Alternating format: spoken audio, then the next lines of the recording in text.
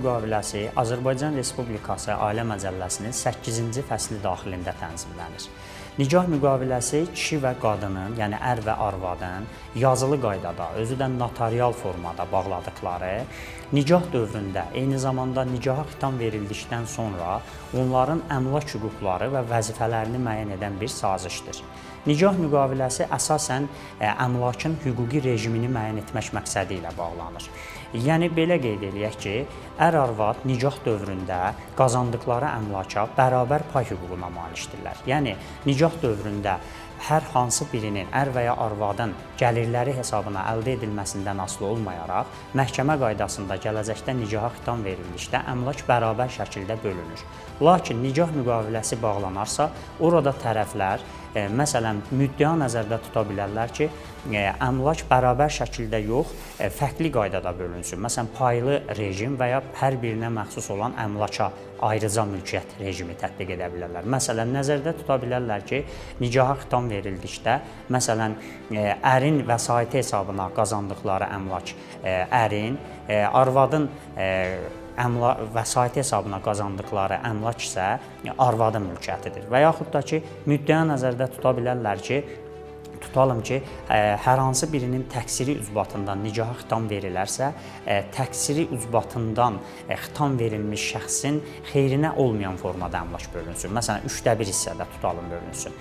Onu da qeyd eləyək ki, nikah müqaviləsində təkcə əmlakın hüquqi rejimi tənzimlənmir. Bu müqavilədə başqa müddəalar da nəzərdə tuta bilərlər tərəflər. Məsələn, ər-arvad nəzərdə tuta bilərlər ki, nikah dövründə bir-birlərini saxlama öhdəlikləri necə müəyyən olunsun, yaxud da ki, onların bir-birlərinin gəlirlərinin bölgüsündə iştirak etmə məsələsi tənzimlənə bilər.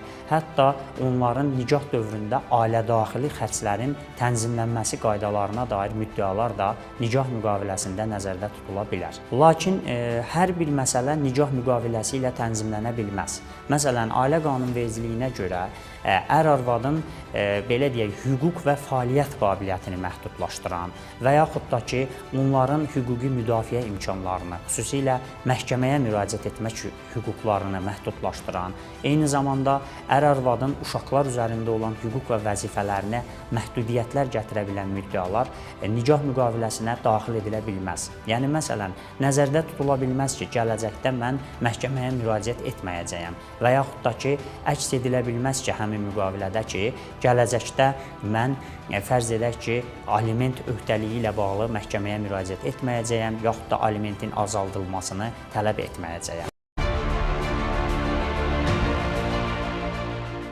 Qeyd eləyək ki, nə qədər qəribə də görünsə, nikah müqaviləsi nikah bağlanan ana qədər bağlana bilər. Yaxud da ki, nikah rəsmi qeydə alındığı vaxtda nikah müqaviləsi bağlana bilər. Eyni zamanda nikahın istənilən dövründə, məsələn, fərz eləyək ki, şəxslərin ailə qurduqları müddətdə ilk ildə, yaxud 5-ci, 10-cu, 20-ci ildə belə nikah müqaviləsi bağlana bilər.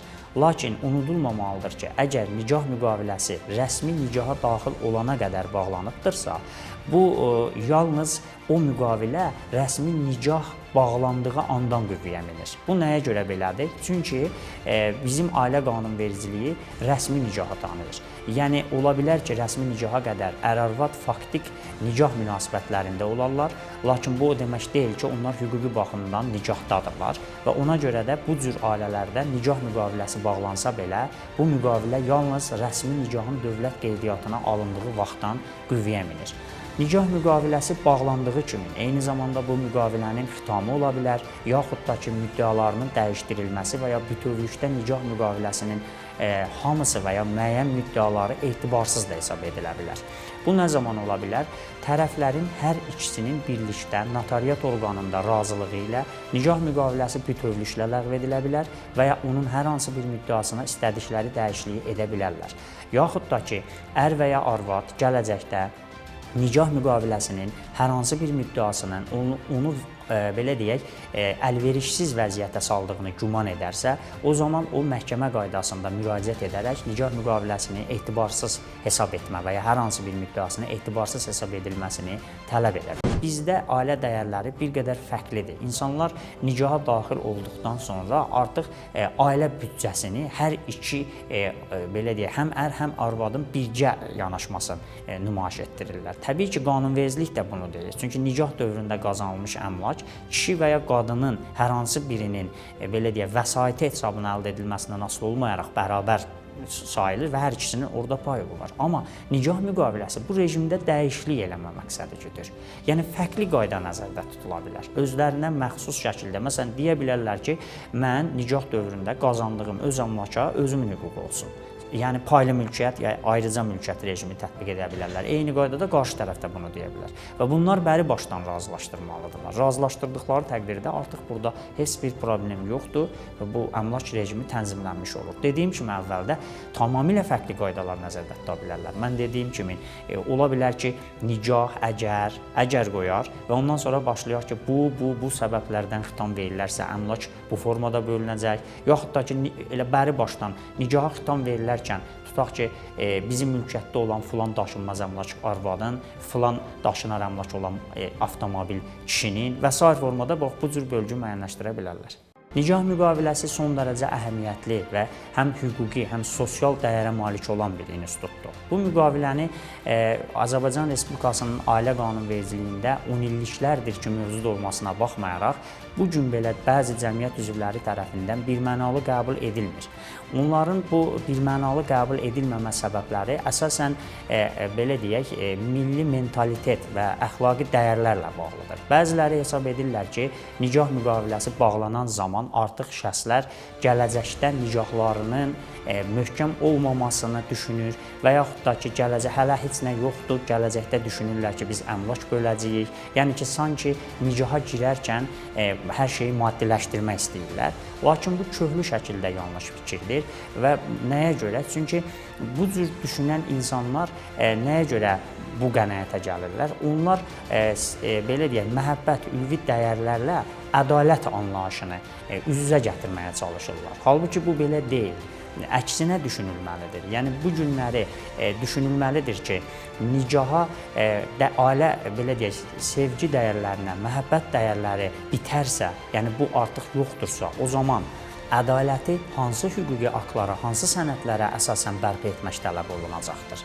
Düzdür, bugünkü gündə Azərbaycan Respublikasının Ailə Məcəlləsi kişi və qadının, yəni ər və arvadın hüquq və vəzifələrini, eyni zamanda onların uşaqlara münasibətdə hüquqlarını, vəzifələrini təfərrüatlı şəkildə tənzimləyir. Yəni bugün nikah müqaviləsi bağlamasalar belə bu məsələlər tənzimlənir.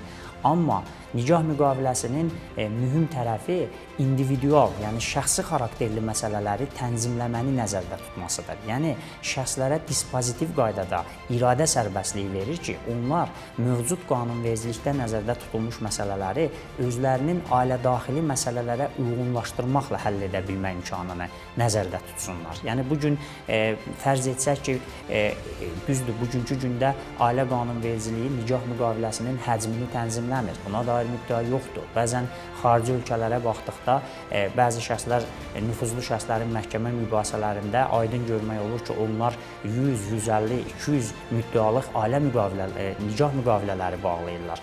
Baxın, bu müqavilələr təfərrüatlı şəkildə istər nikah dövründə, istər nikahdan sonra əmlak və digər məsələlərin tənzimləmə qaydalarını tənzimləyir və belə olduğu təqdirdə gələcəkdə hətta məhkəmə mübahisələri olduqda belə sivil qaydada, mədəni şəkildə heç bir gərginliyə yol vermədən bəzi məsələləri həll etmək olur. Bəzən hətta məhkəmədən kənar həll etmək olur, çünki ortada nikah müqaviləsi var və tərəflər qabaqcadan qarşılıqlı şəkildə razılaşdırıb məsələləri necə tənzimləmə öhdəliklərini özləri götürüblər. Bugünkü gündə nikah müqaviləsi Avropa dövlətlərində, Asiya ölkələrində tətbiq olunur. Onların qanunvericiliyi bu məsələni tənzimləyir.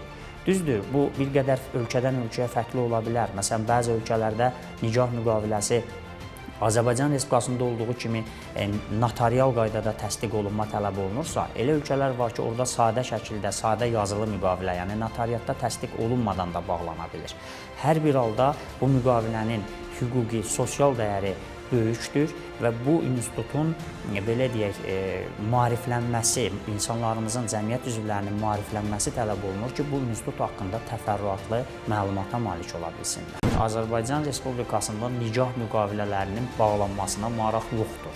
Bunun da ən başlıca səbəbi əvvəldə qeyd etdiyim kimi bu milli mentalitet məsələləri dayanır. İkinci bir səbəb isə bəzən bəlkə də bu olmaya bilər. Bağlamaq istəyirlər, amma hüquqi maarifsizlikdir. Yəni maarifləndirmə yoxdur. Adamın ümumiyyətlə təsəvvürü yoxdur ki, nikah müqaviləsi nədir? Yəni hətta bəzən insanlar nikah müqaviləsini nikahla eyniləşdirirlər. Məsələn, soruşsan ki, nikah müqaviləsi nədir? Deyəcək bəlkə nikahdır.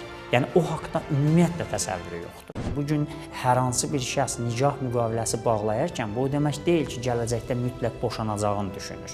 Sadəcə biz necə, məsələn, misal üçün sizə qeyd etsəm ki, bu gün hər bir insan sığorta müqaviləsi bağlaya bilər. Sığorta müqaviləsini bağlamaq o demək deyil ki, insan düşünür ki, mütləq qəza baş verəcəkdir. Amma özünü sığortalamalıdır axı.